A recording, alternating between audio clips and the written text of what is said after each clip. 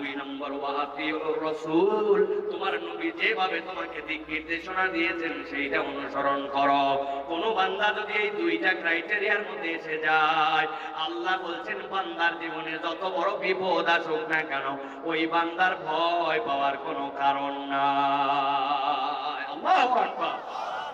এবার বলেন, এখানে আমরা যারা আছি, এই মাঠে হাজার হাজার মানুষ আমরা আছি, আমাদের জীবনে বিপদ আছে কিনা, দুশ্চিন্তা আছে কিনা?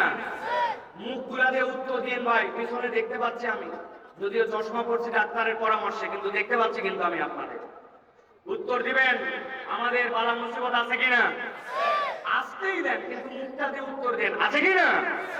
আমাদের দুনিয়াতে অভাব অনটন আছে কিনা?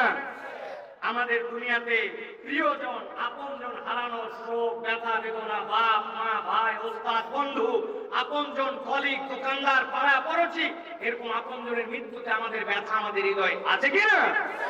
তাহলে আমাদের যত ধরনের ব্যথা বেদনা সব আল্লাহর নলেজে আছে।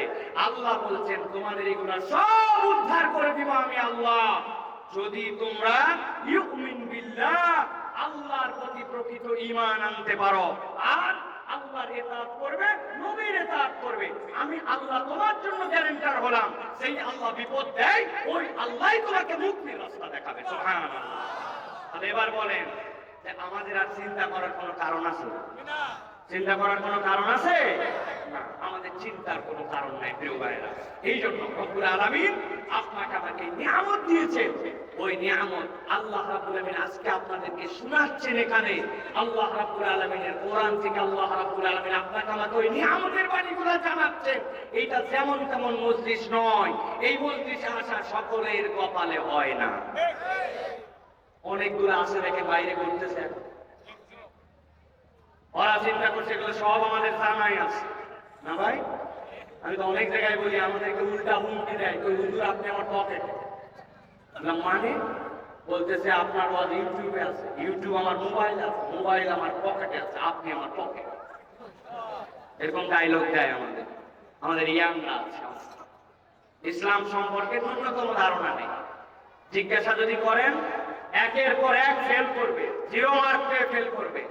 ন্যূনতম ইসলামের ধারণা নাই। নামাজের ভিতরে ফরজ জানে না, বাইরে ফরজ জানে না, ওযু গোসলের ফরজ জানে না, ওযু গোসলের সুন্নত জানে না, বাথরুম থেকে বের হওয়ার দোয়া বলতে পারবে না, খাবার আগের দোয়া জানে না, খাবার শেষের দোয়া, জামা কাপড় পরার দোয়া জানে না, যানবাহনে ওঠার দোয়া, মোটরসাইকেল চালায় বাপ রে বাপ বদল গেছে রোড খাপায় ফেলতেছে, কিন্তু মোটরসাইকেলে ওঠার দোয়া জানে না। আছে কি না? বহুত মানুষজন আছে প্রিয় ভাই আমাদের মধ্যে। অতএব আজকের দিনটা আমাদের জন্য হেদায়েতের দিবস। এই দিবসটাতে আমরা যতটুকু পারি কিছু নলেজ নিয়ে যাওয়ার জন্য চেষ্টা করব। রাজি আছেন তো আপনারা? ইয়াংরা আসো তোমরা ভাইয়েরা, কারা কারা আছেন একটু হাতটা উঁচু করে দেখান দেখি। এবার একটু সবাই মিলে হাতটা উঁচু করেন দেখি, টান টান করে একটুখানি। ভাই আপনারা যে শীত আনছেন নওগাঁয়, ঢাকার লোক দেখতে হাট ফেলবে, এত শীত পড়েনি। আপনারা যে চাদর মাদর গুটি মুটি লাগাইছেন রে ভাই, এগুলো চাদর গুলো একটু ঢিল দেন, হাত দুটো টান করে তোলেন। হাত নামাতে বলি নাই তো, আগেই নামায় আলাইছেন। চাচা চাদর তোলাই করেন তো, হাত ইসা মুড়ি দেওয়া দিচ্ছে। বাবা রোজা করেন, 2 হাত টান করেন। এবার ডানে বামে তাকায় দেখেন কারা কারা হাত তুলতে পারে না, ইশারাগুলো দেখেন একটু, বের করে দেন একটু চাদর থেকে, হাতগুলো বের করেন একটু। বের করছেন সবাই, বুকটা টান করেন, টান করেন সোজা। হ্যাঁ, ডানে বামে একটু নড়াচড়া দেন। কীর্তিপুরের মাহফিলে গেছিলেন আপনারা কেউ? এখানে আসেন আপনারা কেউ? হাত সোজা করেন, সোজা সোজা, শক্ত করে সোজা করেন সকলে। সোজা হয় নাই, সোজা হয় নাই, সোজা হয় নাই, সোজা হয় না, আরো সোজা হবে, এরকম সোজা হবে। সোজা করছেন এবার? এবার গলাটা একটু পরিষ্কার দেন, দিচ্ছেন পরিষ্কার? এবার একটু আমরা আকাশ বাতাস মুখরিত করে একটা তাকবীর দিতে চাই। পারবেন ইনশাআল্লাহ? যারা পারবেন না তারা হাত নামায় ফেলেন, বাবা আমি জোরে তাকবীর দিতে পারবো, হাত নামান। আর যারা পারবেন বলছেন হাত হিম্মত করে শক্ত করে তোলেন। পারবেন সবাই ইনশাআল্লাহ? এবার বুক বরাবর নেন, এই বরাবর, এই বরাবর। আমরা এবার একটা আকাশ বাতাস মুখরিত করে জানান দিতে চাই, আল্লাহর জন্য একটা তাকবীর দিতে চাই। পারবেন ইনশাআল্লাহ? দেখি এবার একটু লিল্লাহে তাকবীর। হয় নাই, 50% হয় নাই। আর একটু মহব্বতের সাথে লিল্লাহে তাকবীর, লিল্লাহে তাকবীর।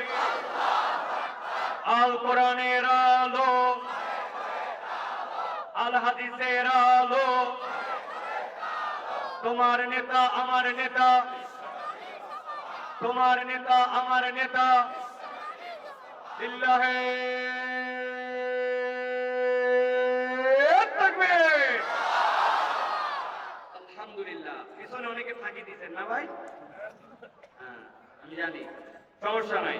আল্লাহু আকবারের স্লোগান সকলে প্রাণ ভরে দিতে পারে না, কেননা অনেক অন্তর জ্যাম ধরে গেছে, শয়তান ওইগুলো জায়গাতে বাসা বাঁধতে ফেলছে, ঠিক না? অনেক দল আছে যারা নিজেদের স্লোগানের মধ্যে নারায়ে তাকবীর রাখতে পারে না। যেই দলের স্লোগানে আল্লাহু আকবার নাই, যেই পার্টির স্লোগানে আল্লাহু আকবার নাই, যেই নেতা আপনাকে আল্লাহু আকবারের স্লোগান দিতে বাধা দেয়, ওই নেতা, ওই দল, ওই পার্টি মুসলমানের জন্য করা হারাম, ঠিক না? কেননা সোজা কথা, আল্লাহ নবী বলছেন আল্লাহু আকবারের স্লোগান যখন দেয় শয়তান তখন ওখান থেকে পালায়। তা আপনি আল্লাহু আকবারের স্লোগান দেন না মানে আপনার সাথে শয়তান থাকে, আর শয়তান যেখানে ঈমানদার সেখানে থাকতে পারে না। কথা ঠিক কি না? ভালো করে বুঝতে দিন, আল্লাহ আমাদেরকে বোঝার তৌফিক দান করেন। আজকে আমরা সংক্ষিপ্ত সময়ে একটা নির্ধারিত বিষয়ে কথা শুনব। আজকের আলোচ্য বিষয় হচ্ছে দুনিয়ার জীবন যখন আমাদের শেষ হবে, দুনিয়ার জীবন শেষ হওয়ার পরে আল্লাহ রাব্বুল আলামিন বলছেন আল্লাহর কাছে আমাদেরকে উত্থিত হতে হবে, আল্লাহ রাব্বুল আলামিনের কাছে আমাদেরকে উঠতে হবে, দাঁড়াতে হবে। আল্লাহর কাছে আমাদের যে উঠতে হবে, এটা যদি কারো অবিশ্বাস হয়ে থাকে তারা হাত তুলে দেবে। কেউ নাই, অবিশ্বাস হলেও কিছু করার নাই, কেননা আপনি চাইলেও ওটা লাগবে, না চাইলেও ওটা লাগবে, ঠিক না? এটা আমার কথা না, এটা আল্লাহ রাব্বুল আলামিনের কথা। আল্লাহ বলছেন আফা হাসিবতুম আন্নামা খালাকনাকুম আবাসা ওয়া আন্নাকুম ইলাইনা লা তুরজাউন। তোমরা কি মনে করছো অনর্থক তোমাদেরকে সৃষ্টি করা হয়েছে আর আল্লাহর কাছে তোমাদেরকে উঠতে হবে না? আল্লাহর এটা বলার উদ্দেশ্য হচ্ছে বেটা তুই চাইলে উঠতে হবে, না চাইলে উঠতে হবে, ঠিক কি না? আর যে সকল নাস্তিকরা বলে যে আল্লাহ রাব্বুল আলামিনের সামনে আমাদের উঠতে হবে কি হবে না সন্দেহ আছে, আমরা বলি পুরো কোরআন তোমার সন্দেহ করার দরকার নাই। বাপের বেটা হয়ে থাকলে খালি একটা আয়াত অস্বীকার করে দেখা, তারপরে তোর সাথে আমার কথা। কোন আয়াত? আপনি বলবেন ভাই একটা আয়াত আল্লাহ কোরআনে বলছে কুল্লু নাফসিন যায়িকাতুল মাউত, দুনিয়াতে নফস আছে যার মৃত্যুবরণ করতে হবে তাকে। কোরআন অস্বীকার কর তুই বেটা পুরাটা, সমস্যা নাই। তার আগে এই তো অস্বীকার করে তুই 1-150 বছর একটু বাঁচতে দেখ। তুমি এই আয়াত মানতে তুমি নিজেই ওদের হুকুমের মধ্যে পড়ে গেছো, তো তোমার বাকি কথা শোনার মতো আমাদের হাতে সময় আছে নাকি? এই ফাও লোকের সাথে আমাদের বিতর্ক করার দরকার নেই। তাহলে কিয়ামতের দিনে আল্লাহর কাছে আমরা উত্থিত হব, বিশ্বাস করি তো?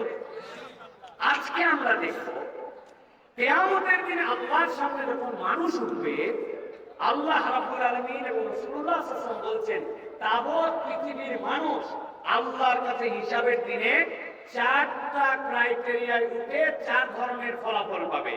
এবার চিৎকার করে বলতে হবে আল্লাহর কাছে হিসাবের দিনে মানুষজন কয় দলে বিভক্ত হবে?